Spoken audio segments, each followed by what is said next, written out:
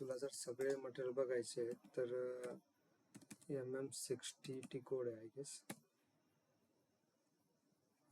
इथे material list आहे.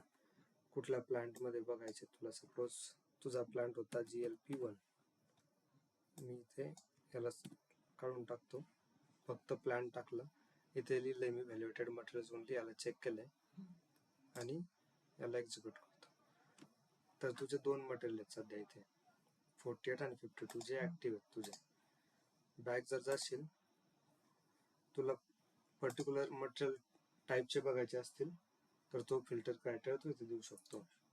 परत मटेरियल ग्रुपच्या बेसिसवरती बघायचं असेल ते डेटा टाकू शकतो.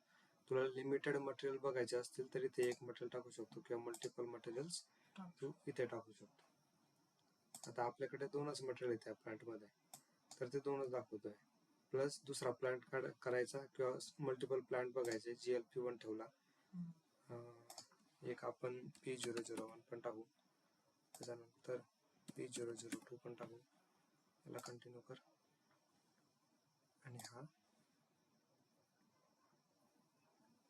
तिघ प्लांटचे मटेरियल शो करतोय. आता या व्यतिरिक्त दुसरीकडे कुठे बघू शकतो तर SAP मध्ये डेटा हा टेबल्स लेवलला मेंटेन होतो. तर टेबल्स बघण्यासाठी SS16N हा टी कोड आहे. SS16N मध्ये जायचं. बेसिक डेटा जर बघायचा असेल तुला, जनरल डेटा मटेरियलचा, तर टेबल तुझ्याकडे मारा. इथे ज्या आपण बेसिक डेटा व्ह्यू वगैरे मेंटेन केला होता त्याच्यामधल्या मोस्टली ज्या गोष्टी तुला इथे दिसणार. आता इथे तू प्लांट टाकायचा बघितला तरी ते प्लांटची जागा नाही, तर इथे प्लांटच्या बेसिसवर ते नाही टाकू शकत. पण तू हे कधी क्रिएट केला होता, लास्ट चेंज कधी केला होता, कुणी चेंज केला होता किंवा कुणी बनवला होता, क्रिएटेड बाय वगैरे त्या गोष्टी बघू शकतो. डिलिशन फ्लॅग आहे की नाही वगैरे. मटेरियल टाईप कुठले. आता मी मटेरियल टाईप म्हणालो, सपोज ROS आपला मटेरियल टाईप आहे, तर मटेरियल टाईपसाठी आपणच नाही पण दुसऱ्या लोकांनी पण बनवलेले असणार आहेत. इथे मी जर कंटिन्यू करतो तर बाकी लोकांनी अरे आपणच दाखवतो का, फक्त आपणच बनवलेत आय गेस. तर हे बनवले कोणी आहेत, S25MM10 ह्या ID ने इतके मटेरियल बनवलेत मारासाठी, सॉरी ROS साठी. ठीक आहे. परत दुसरा HLB बघू आपण. सपोज कोणी आहे का बनवलेला. HLB बघू. HALB नंतर फिनिश्ड FERT. याला कंटिन्यू कॉपी करायचं, कंटिन्यू. अजून 3 मटेरियल आहेत कोणीतरी बनवलेत याने, G001, G002, G003. याने हे 3 मटेरियल बनवलेले आहेत. ठीक आहे. मटेरियल डबल बनवून हा बघ, काही प्रॉब्लेम नाही येणार आता. परत तुला एखाद्या पर्टिक्युलर प्लांट मधले मटेरियल बघायचे आहेत तर तुझ्याकडे टेबल आहे मार्सी टेबल. तू इथे प्लांट टाकला GLP ना, GLP आणि याला एक्झिक्यूट केला. तर GLP मध्ये किती मटेरियल असते इथे दिसतात. हा प्लांटच्या बेसिसवरती, कारण आपण ज्यावेळेस मटेरियल मास्टर बनवलं त्यावेळेस मी सांगितलं होतं की जो बेसिक डेटा आहे तो क्लायंट लेवलला मेंटेन होतोय. जे क्लायंट लेवलचा डाटा तुला मारा टेबल मध्ये दिसतोय, आणि जो प्लांट लेवलवरती मेंटेन होतोय डेटा, पर्चेसिंगचा होतोय, सेल्सचा होतोय, वेअरहाऊसचा होतोय वगैरे, अकाउंटिंगचा होतोय, तो प्लांट लेवलला मेंटेन होतोय तुझा डेटा. तर तो डेटा मार्सी टेबल मध्ये दिसेल. त्याच्यानंतर आपण स्टोरेज लोकेशनचा पण डेटा मेंटेन केला होता, तरी ह्या मार्सी मध्ये फक्त प्लांटचा डेटा आहे, स्टोरेज लोकेशनच्या बेसिसवरती नाही. टेबल टाईप आहे त्याच्यामध्ये भरपूर आहेत.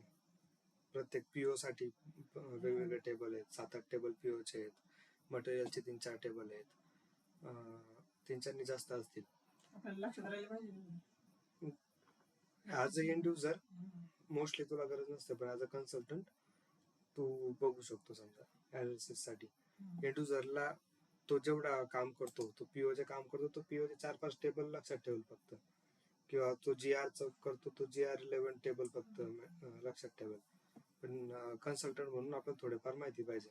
नाही माहित असले तरी गुगल वरती भेटून जातं आपल्याला कशासाठी कुठला टेबल आहे. जर तुला स्टोरेज लोकेशनचं बघायचं तर MIRD मध्ये तू प्लांट पण टाकू शकतो. P001 टाकला सपोज आणि लोकेशन टाकलं मी SL01 स्टोरेज लोकेशन.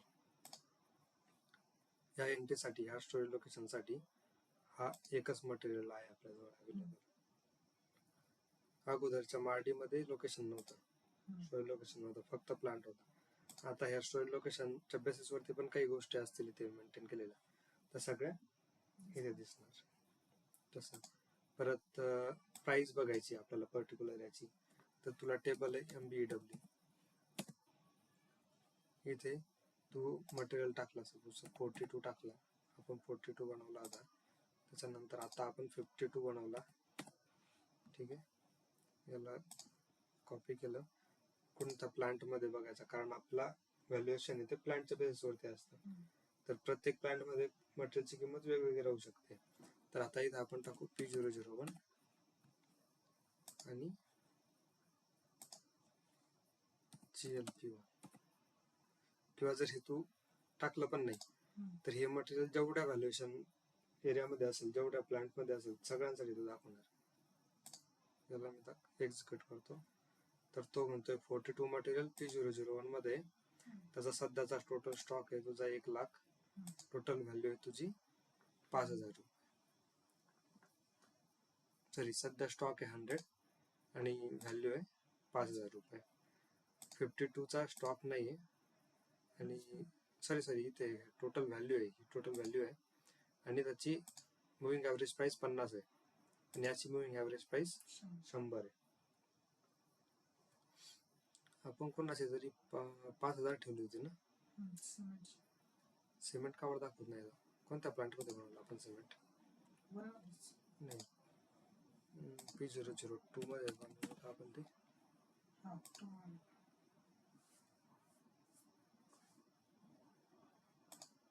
काम करतो, मटेरियल्स काढून टाकतो आपण, बघू सिमेंट कुठले.